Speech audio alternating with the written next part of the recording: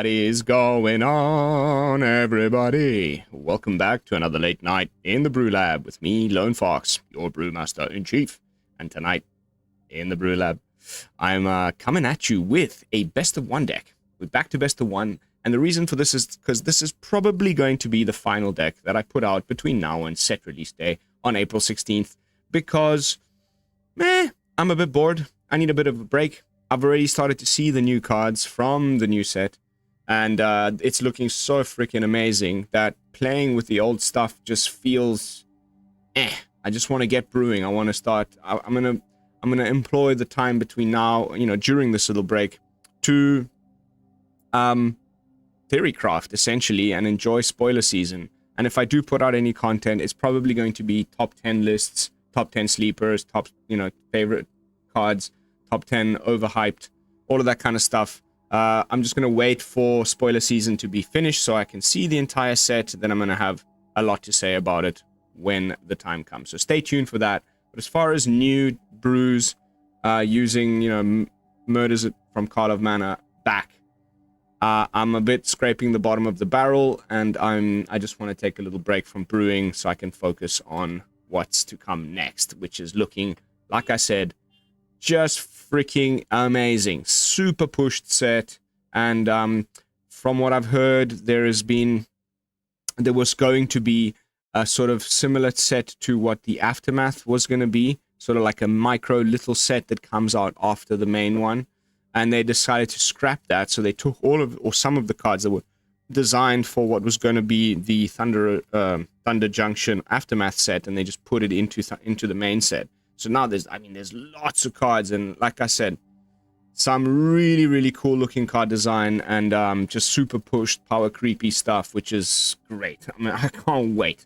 It's looking fantastic. So sorry for the long-winded introduction. Now that all the news and announcements is out of the way, it is time, without further ado, to jump into tonight's brew, simply called Rakdos Disguise. And have my win rates been good with this one. Just taking two decks and putting them into one. You guys have already seen my Rakdos Disguise deck. Absolutely amazing.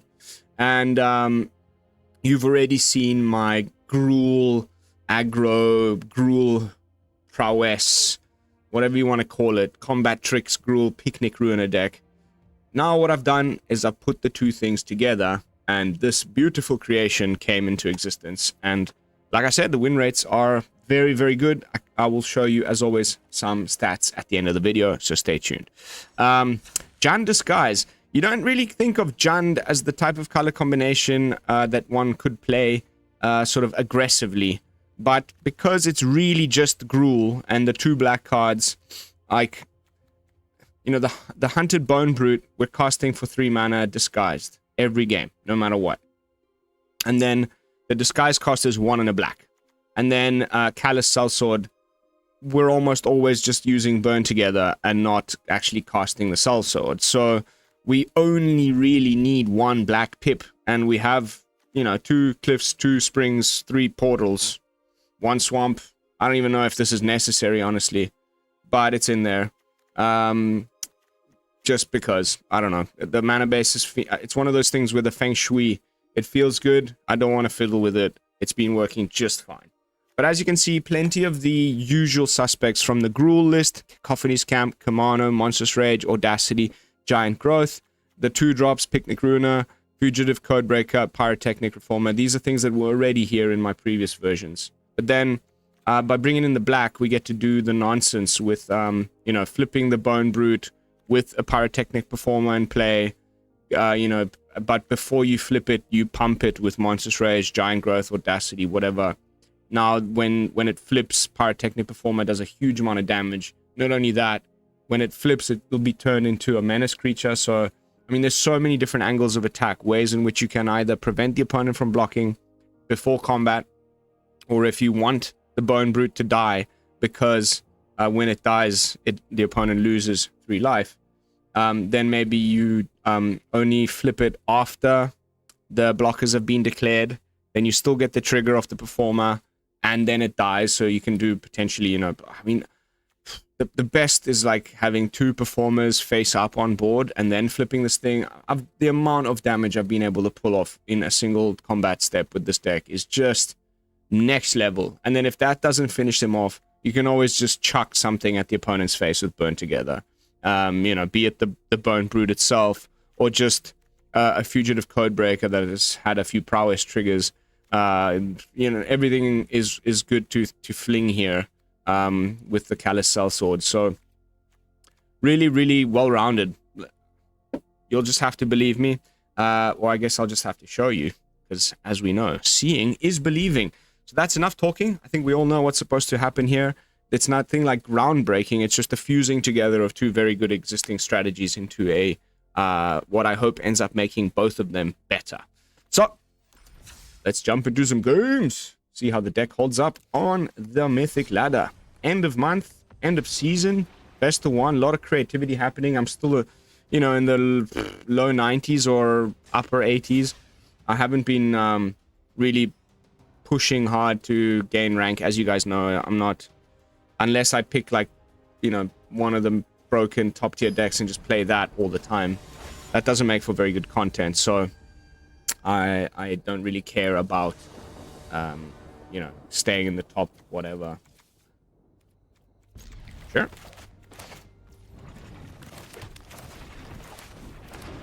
I'm hoping to draw a 2-drop so I can disguise the Performer rather than play it on 2. It would just be the better option, honestly. Okay, in this case, I will actually freaking do it. Even though it's probably going to get removed. This is just going to be a play with fire, so he can't remove it yet. I'm hoping he would rather, you know, go for a creature here than just lightning strike my Performer. Ooh! You utter asshole. How dare you? Alright, so let's disguise you. Unfortunate. Well, we've got 2 green and the 2 black needed here. Ooh, okay, let's not do this quite yet.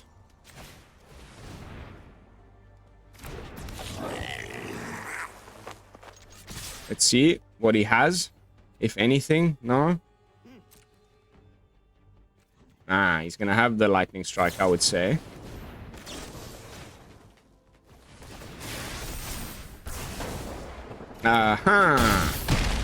Sorry, buddy.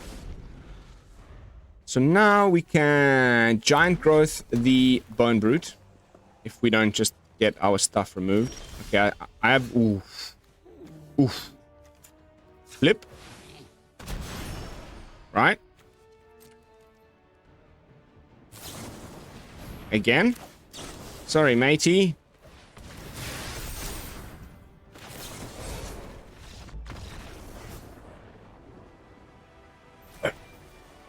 The crap goes wild. Okay, upper 90s. I thought I had already regained 90%. I thought maybe it was late last night and I wasn't paying too much attention. But again, I'll show you some stats. I think I'm 11 for 2, including this win. All Mythic matches. Starting to climb back up. We end the season with a bang. For me, my own personal, like, sort of just pride-related things is to end the season in the 90s. Anything lower than that, and I'm like, oh god, I could have done better with my janky homebrews, for sure. TMTK. Too much... I don't know. Oh, too much damn cards in my deck, man. What the hell is this? Sure. I really hope I don't lose this one. That's a great opener. Just Kumano, Picnic Ruiner, bam, bam, bam. Okay. Oh, do you ever need to be playing 250 cards for? You're clearly just bored. Oh, wow. This bug. Whoops. Cat. So it's probably just going to get removed, unfortunately. Chances are the opponent's got to freaking get, you know, go for the throat or one of the... I mean, if he's in Rakdos and he's got 250 cards, there's a good chance that he's got a removal spell in his hand. Alright, alright, alright.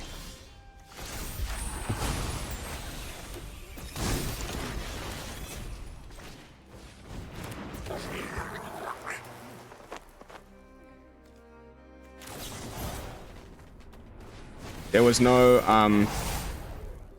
no priority being held there, so I felt safe just casting my spell, even though it could have, you know, usually in that situation. Oh, you are so dead, my friend. You don't even know it yet. Skadoosh. Douche. I mean, this is just easy mode. This is why you don't play 250 card decks, people. Bye. Get freaking stuffed. Like, why? Go play Brawl. There's a format where you can play 100 card piles of like random nonsense that you think might work. It's not standard. The maximum is an 80 card deck if Yorion is your pet or whatever it was called in you know, in like historic or one of the formats that allows you to play. I mean, not Yorion. I mean, was it Yorion? Yeah, it is Yorion. Where like you had to play an 80 card deck to make it your Urge Overlord 2. Urge Overlord the second. This is a fantastic opener. We got Portal on black. Just because then that's done. In case we don't find another one. Oh. Ew. Gross. And toxic.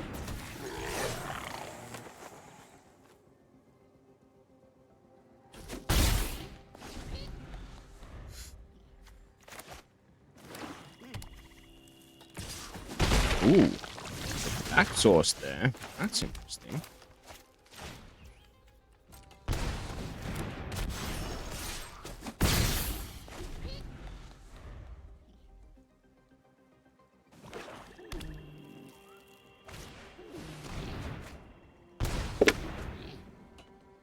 That's fine, honestly. Could not care less.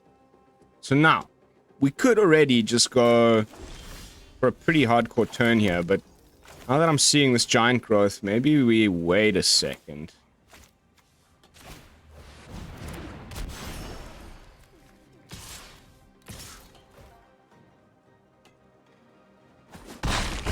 We're only on 2, so that's okay. However, there's stuff in, you know, if it's this deck with the poison things, could be playing Vraska's Call or whatever. I guess I would sack the Codebreaker at that point. But most of their removal is sorcery speed, like the -4/-4 proliferate that I can never remember the name of. Oh, this turn is going to be a thing of beauty. We have all the mana we need. If everything stays on board, we're loving life. Still just totally fine. Are you watching? Are you ready for it? My favorite thing to do in Standard right now is this. So, we're going to green. Buff the Bonebrute, which also triggers the Codebreaker. We flip the Bonebrute. Oh no, I did it at the oh my god, are you kidding me, people? No.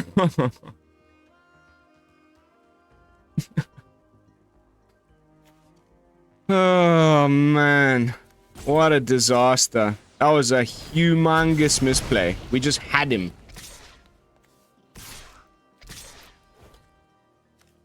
I guess he has to double block the Bonebrute and then we still win.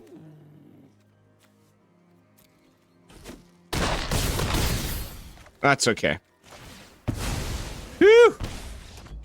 Man, it's okay because we still won, but I wanted to show you. That would have been freaking bonkers. Like, if we had flipped the right card up at the right time, you know, I should have first transformed the Performer. That would have been 3, and then we wouldn't even needed to attack. Because now that would have been a 9/9. Oh my god, that would have been glorious. But I guess just as glorious. Showing the potential for misplays still paying off. You know, like I said, there's so many angles of attack. The fact that now that Bonebrute had Menace forced the double block, and then the other two still got through, and then maybe the opponent hadn't read the Bonebrute. You should have known that when that dies, I would probably have blocked the other two if I was him. He still wouldn't have died. I think he was on more than that. But anyway, the point is, we won. We won. So Pyrotechnic Performer in the opening hand. A Cacophony. Nice. Very nice. Then we can play this on 3. Scamp on 2. Hold up. Hold up Rage. In case it gets removed, and we can buff it and do more damage when it dies. Mr. Jabberwocky. Man, how many games do I need to win to go up into the 90s this late in the season? I'm like, oh, hello.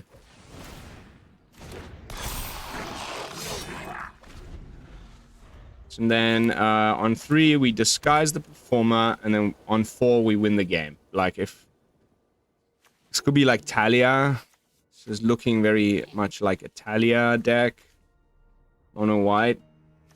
Shenaniganzos. Shenanigans. Oh, you are so dead, my friend. You are so dead.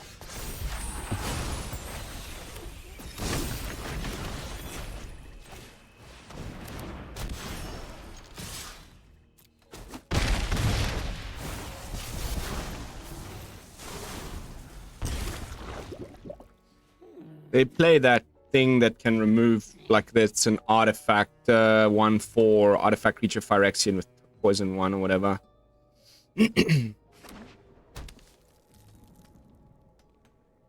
But now this only costs 1 red to, you know, the disguise cost is only 1 red. So we have everything we need to just do a ridiculous flippy. We just swing first, buff. Also gets trample.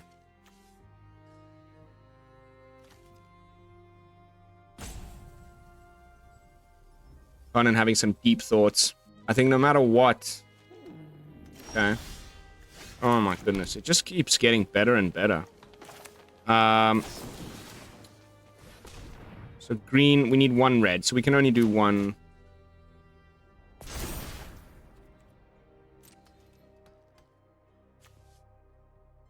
He can't even block. So I guess he has something of instant speed.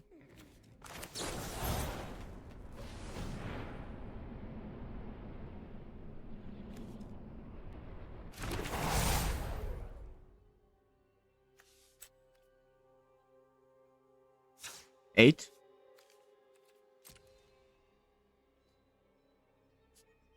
It's got something. Let us also remember that damage? Oh, whatever you have, it's too late.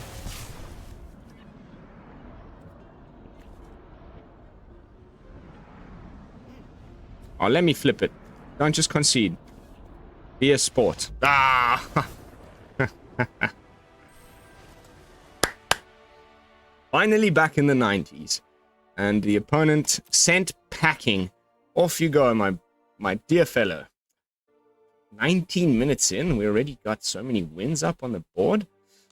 This may end up being a shorter video, which is honestly just fine. I have so much work to do. And I apologize, you know, I've been warning everybody well in advance, but if you're new to the channel, my apologies. Like, real life work stuff is really taking over. The high season in Bali is well underway, and I'm also a hotel manager. My place is full. All the rooms are packed. The restaurant is packed every night.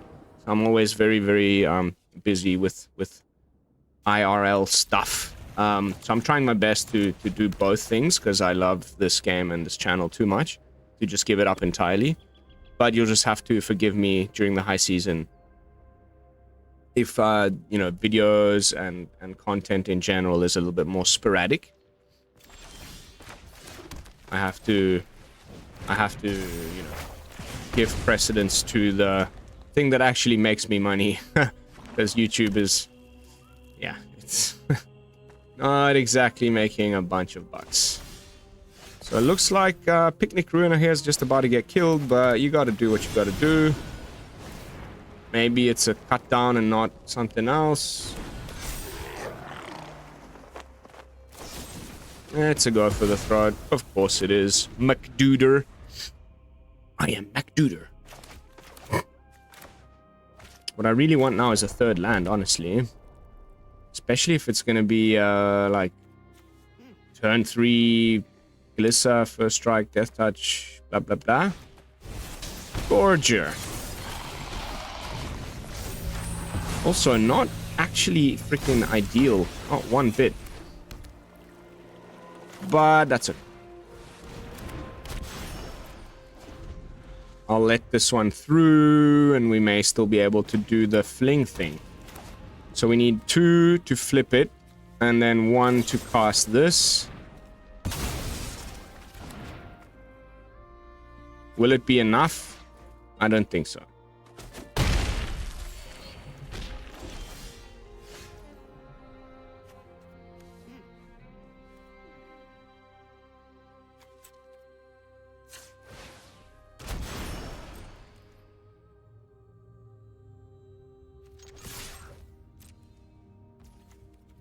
Six plus 6, 7, 8, 9.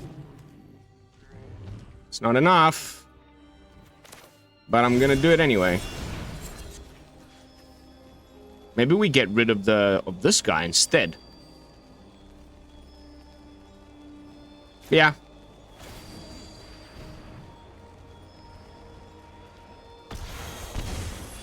Maybe he's got the removal now for the Bonebrute. That would be real annoying.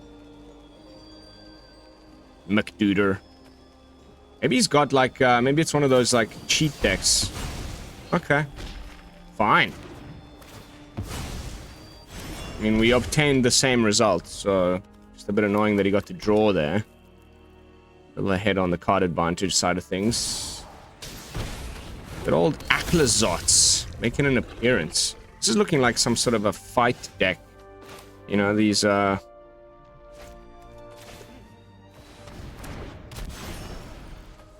one more land, please. I need one more land so we can also go Monstrous Rage. Like an untapped... well, I mean, yeah. The only land that would enter the battlefield tapped now would be Thran Portal. By the way, this is another one of these decks where we're trying to play like something a little bit more...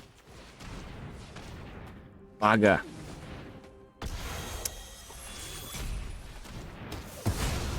I mean, at least he pays 2 for that. Oh, that's frustrating. Who the hell still plays this? Yeah, okay, there we go. I was gonna say, this feels like one of those where he's also playing... Now we get it, when I don't need it anymore.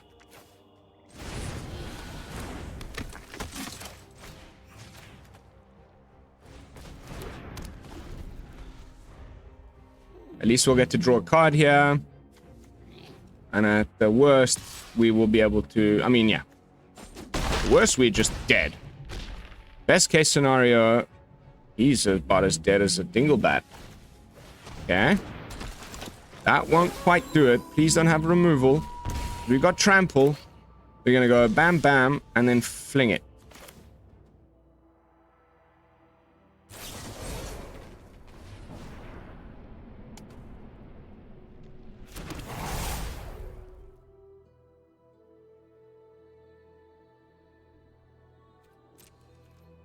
See if he blocks.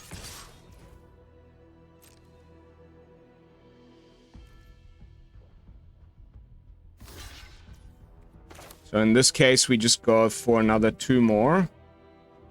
It's really our only option here. We're dead anyway. So I don't think we win. which is a pity. What?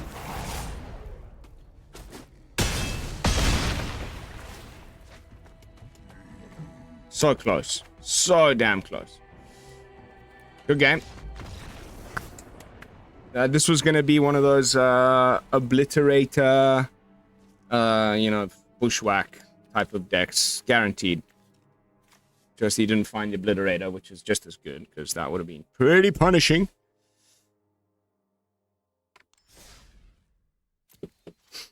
Alright. First loss in a while. Huh. Just a little bit. Just didn't quite get the stuff we needed exactly on. You know, I really. One Pyrotechnic Performer there instead of another Callous Sell-Sword would have done the trick.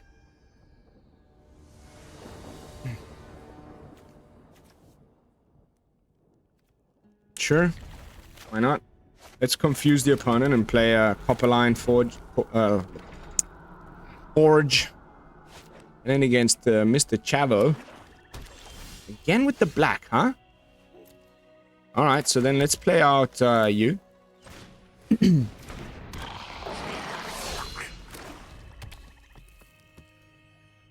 Then if he goes to kill it, I'll buff it and do a bit more damage. Okay.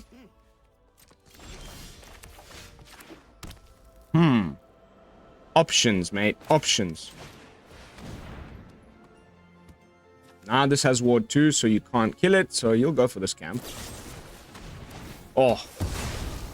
What's with all these people playing Infernal Grasp out of nowhere? What a stupid card. I'm guessing Liliana, right? I mean... Oh! Not, huh? That is very nice.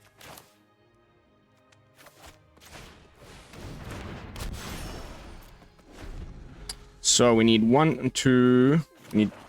We just go flip, flip. If we get one more land, then even better. But I guess we won't.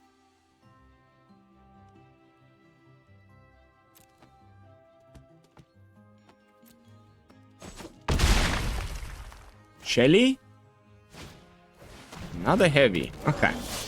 Oh, no. Stupid ass card. So let's flip them in the right order this time, please.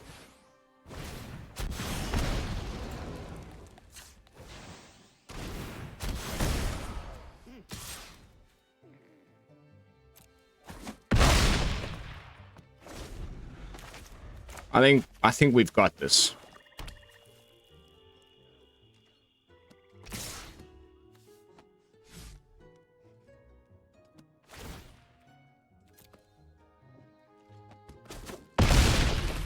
I mean, you can't kill the Bonebrute. We win! We win, baby! Leave no mind unspoiled.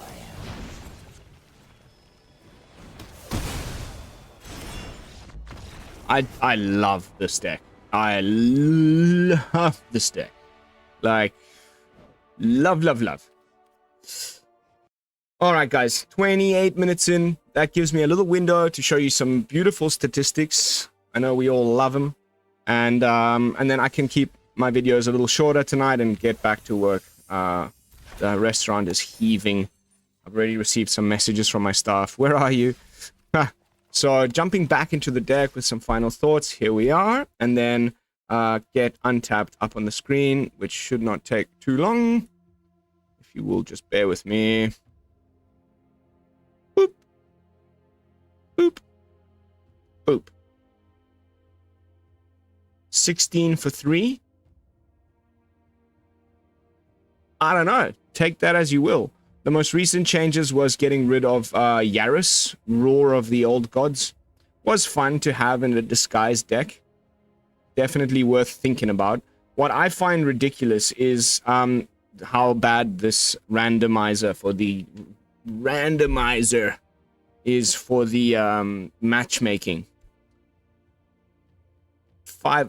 Suddenly it's all black decks. Like black, black, black, black. Like, there's no particular reason for this other than it's not random because, black, black, black-based stuff, whereas usually I've been getting like Boros, Convoke, and all sorts of other decks. Suddenly I switched to this one, and it feels completely not random. It's supposed to be MMR-based from the most recent updates and whatnot.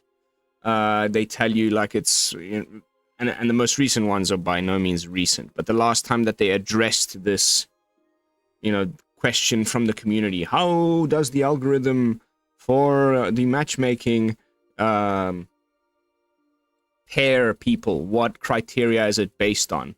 And they replied back to saying, look, it's got to do with MMR for ranked.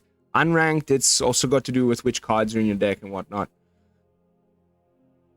I don't know about you guys, but I play enough of this game to know when that is just completely not true. If I now switch to a control deck with blue-white and whatnot, I'll be running into Boros Convoke and other stuff. Now I'm playing this kind of like janky homebrew. For whatever reason, it's mostly like black stuff. It does not feel like it's just the MMR. There's other criteria, and they have not been revealed to us, and I wish they were. But still, 5-0 against Mono Black.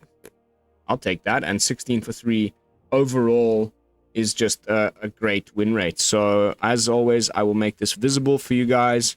It looks as though it already is. Oh, here we go. And you can always find the links to all of this stuff down there in the video description.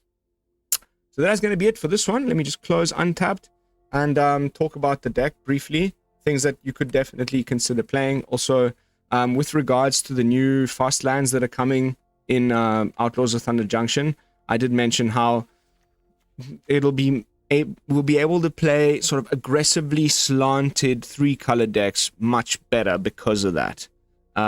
Things like Jeskai. This is a bit of a tangent which has nothing to do with this deck, but we have, for example, Narset over here and playing like a sort of Jeskai Prowess deck would have been so fun, and I tried it so many times. Unfortunately, completely unplayable due to mana restrictions. Now, if we consider the new fast lands in Izzet and in Boros, suddenly, and the same can be said of tonight's deck, Jund, right? We're going to be able to not play Thran Portal, and we already have Blackcleave Cliffs and Copperline Gorge, and now we're also getting the Golgari one.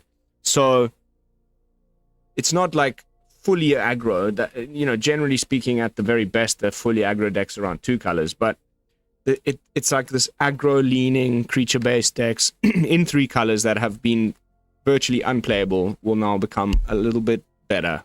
And that, for me, is huge, because it's just the kind of stuff that I like to play. So, other things that you could consider is in best of 3 for a sideboard, of course, bringing in stuff to save your creatures. And because we're in Jund, why not put in some removal, This is definitely a best of 1 deck.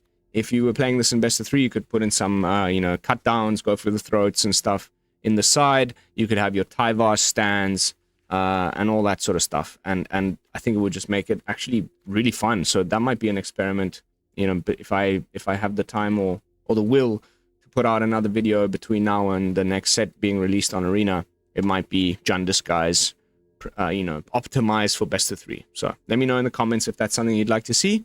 But that is going to be it for this one. Thank you all so much for watching. As always, don't forget to like, comment, and subscribe, and of course share the video around to all your friends. It definitely would be much appreciated. I will be seeing you all in the next video with probably some top 10 lists for Thunder Junction. And until then, this is Lone Fox from the BrewLab signing out. Peace, y'all.